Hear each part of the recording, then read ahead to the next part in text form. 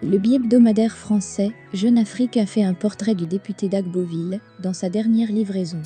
Le concerné s'est présenté comme étant le premier vice-président de l'Assemblée nationale. Cela, malgré les dispositions pertinentes du règlement de l'institution. Amadou Soumaoro ne voit pas d'un bon œil qui est le vrai patron de l'Assemblée nationale de Côte d'Ivoire, aujourd'hui, à tout le moins, le numéro 2. La question mérite d'être posée quand on voit le flot entretenu par le vice-président Adama Bictogo. Le député d'Agboville se présente, à qui veut l'entendre comme étant le premier vice-président de l'institution législative, avec préséance sur les 10 autres vice-présidents. De sorte que quand Amadou Soumaoro est en dehors du pays pour une raison ou une autre, c'est presque automatiquement que le directeur exécutif de Rassemblement des Oufouettistes pour la démocratie et la paix, RHDP, assure l'intérim.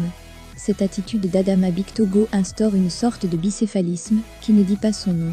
D'autant que le concerné pendant l'intérim déclare qu'il assure pleinement le rôle de président de l'Assemblée nationale et tente d'agir comme tel, aux grandes dames de certains députés, comme le révèle Jeune Afrique. Il a d'ailleurs réitéré cette affirmation aux médias français, qui a fait son portrait. Cette attitude, comme le révèle le bi-hebdomadaire, ne manque pas de créer une certaine crispation au sein de l'Assemblée. Le bi-hebdomadaire soutient même qu'entre Adama Bictogo et Amadou Soumaoro, le titulaire du poste, les relations sont devenues très glaciales.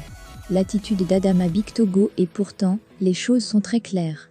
Depuis la réforme de juillet 2018, résolution N-005, du 27 juillet 2018 portant règlement de l'Assemblée nationale, il n'y a plus de hiérarchie entre les 11 vice-présidents de l'Assemblée nationale élus seulement pour une seule année parlementaire.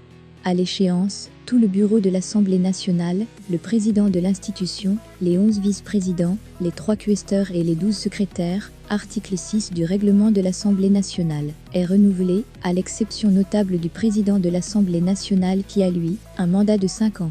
Il est bon de préciser par ailleurs que l'intérim du président de l'Assemblée nationale en cas de vacance définitive du poste, pour une raison ou pour une autre, est assuré par le plus âgé des vice-présidents qui organise à date une nouvelle élection pour désigner un nouveau président de l'institution législative, article 2-3 du règlement.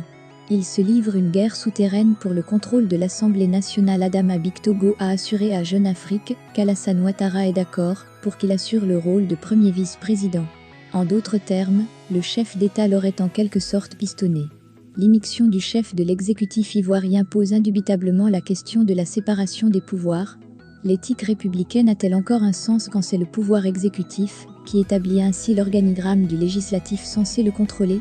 Le RHDP, qui a une majorité confortable au Parlement, pouvait bien, sans coup férir, modifier les textes de l'Assemblée nationale dans le sens qui lui convient.